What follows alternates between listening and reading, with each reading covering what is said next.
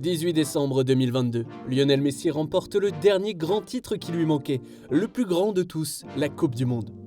Un succès historique qui aura pour conséquence de relancer cet interminable débat du plus grand joueur de tous les temps. Pour certains, le doute n'est dorénavant plus permis, Messi est le GOAT, ou presque.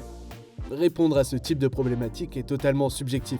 Pelé, Cruyff, Maradona, Ronaldo, à chacun son joueur préféré, à chacun ses émotions procurées. Mais une chose est sûre, il est difficile de mettre en balance les exploits et les époques, tant le football n'a cessé d'évoluer.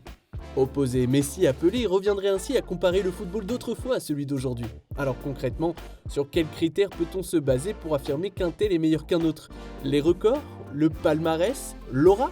Une chose est sûre, le lutin de Rosario a tout accompli tout au long de sa carrière. Reste à savoir à quelle place se situe dorénavant la Pulga parmi les légendes du football. Abonne-toi pour avoir le meilleur du foot en vidéo. C'était un match pour l'éternité, un rendez-vous avec l'histoire avant qu'il ne soit trop tard. Et le moins que l'on puisse dire, c'est que Lionel Messi ne l'a pas raté. Pas cette fois, pas après ce revers subi face à l'Allemagne 8 ans auparavant où il n'aura été que l'ombre de lui-même. Pas pour le match le plus important de sa carrière. Ce mondial au Qatar, c'était le sien, pas celui d'un autre, non, le sien. Et son doublé en finale de Coupe du Monde n'aura été que la cerise sur le gâteau d'une campagne où la Pulga aura fait taire toutes les critiques quant à son rendement dans la plus prestigieuse des compétitions. Et ce peu importe les performances d'Enzo Fernandez, d'Alexis McAllister ou encore de Julián Álvarez qui auront eux aussi permis à l'Argentine de se hisser sur le toit du monde. L'histoire ne retiendra que les prestations de celui qui se verra élire une nouvelle fois meilleur joueur de la compétition. Et au regard de ses statistiques, c'est tout à fait légitime. Buteur en phase de poule, 8e, quart, demi et en finale, une première dans l'histoire du tournoi, l'homme aux 26 matchs en Coupe du Monde, un record, aura été le principal chef d'orchestre de toute une nation. Alors d'accord, certains évoqueront ces 4 pénaltys marqués, dont quelques-uns attribués plus ou moins généreusement. Faut-il encore avoir le cran de tous les transformer ? Car dans le jeu offensif de son équipe, entre ses passes clés et ses nombreux dribbles tranchants comme à ses plus belles heures, son impact aura été fondamental. Mais, parce qu'il y a bel et bien un mais, si presque l'ensemble de la planète foot s'est réjoui du succès de Lionel Messi, hormis les Français et dans une moindre mesure certains partisans de CR7, on en oublierait presque que tout n'a pas toujours été aussi rose entre l'Argentin et son pays. Car avant de lui vouer un culte inconditionnel et déraisonnable, l'Argentine et le bonhomme d'1m69 ont très souvent partagé des torts. Toute sa carrière, Messi a dû supporter l'ombre d'un autre, d'un frère aîné auquel il a sans cesse été comparé, un frangin plus fantasque, plus fascinant, plus argentin. Parti s'exiler à Barcelone à 13 ans pour s'y inventer un destin et non sur ses propres terres, Léo le Catalan s'est vu imposer malgré lui une dette morale vis-à-vis de son pays.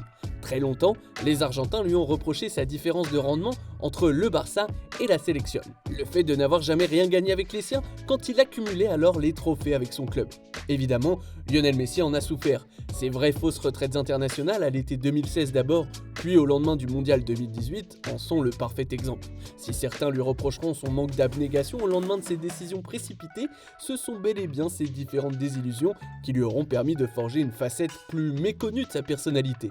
Une version de la Pulga plus maradonesque, plus grande gueule. Léo le bon et gentil garçon qui n'a pas assez de personnalité pour être leader, selon El Pibe de Oro, est progressivement devenu Messi le truand, un capitaine avec du caractère, un homme qui extériorise davantage ses émotions, quitte parfois à péter les plombs face à ce qu'il estime être une injustice ou un manque de respect. Un Dark Léo que toute l'Argentine attendait finalement.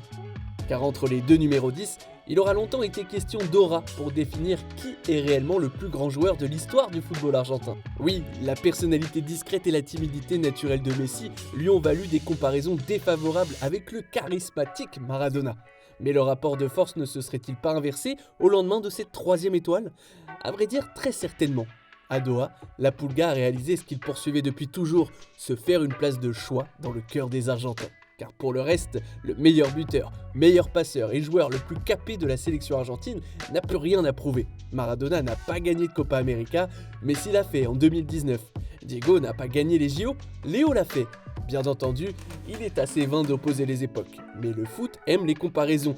Et si celle avec le gamin en or aura longtemps été à son désavantage, nul doute que Messi est aujourd'hui considéré comme le plus grand joueur que l'Albiceleste ait connu. Alors qui pour s'asseoir à sa table et lui contredire le titre de Greatest of All Time? Cristiano Ronaldo? Si leur rivalité exacerbée et unique dans l'histoire contemporaine du football les ont poussés l'un et l'autre à se sublimer, le sacre mondial du petit gaucher aura définitivement clos le débat.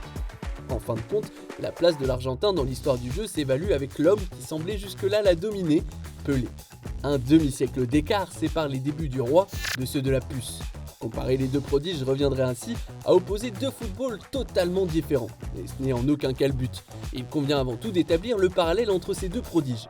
En ce qui concerne Pelé, peu de gens l'ont vu jouer, et pour cause, en dehors du fait qu'il n'a jamais porté les couleurs d'un club européen, la diffusion de ses exploits n'a jamais dépassé la lucarne des télés brésiliennes ou le cadre des journaux. Là où chacun peut aujourd'hui apprécier en temps réel les faits d'armes de Messi, les exploits du trésor national ne laissaient place qu'au fantasme et à l'imaginaire. On ne voyait pas Pelé, on inventait ses buts.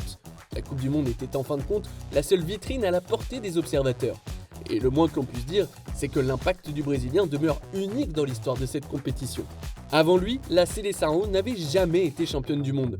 Elle le fut 3 fois entre 1958 et 1970 sur 3 continents différents. Bref, les exploits de Pelé resteront à jamais attachés à la Coupe du Monde, c'est un fait. Ceux de Messi, en revanche, ont très longtemps été ramenés au Barça, club avec lequel il aura marqué l'histoire, et pas uniquement sur le plan du palmarès. En Catalogne, la Pulga est devenue la référence du football moderne. Jamais un joueur n'avait ainsi accumulé les performances et les buts sous la pression, tous les 3 jours, sur une aussi longue durée, à un aussi haut niveau. Jamais un attaquant n'avait à ce point distrait ou enchanté les spectateurs pour son intelligence de jeu et sa simplicité balle au pied. Jamais personne n'avait gagné autant de trophées collectifs en Europe. Lionel Messi, lui, l'a fait.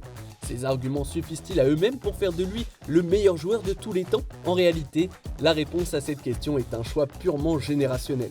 Se remémorer Orey, c'est réveiller un mythe. Évoquer le lutin de Rosario, c'est se souvenir de cette capacité à banaliser chacun de ses exploits.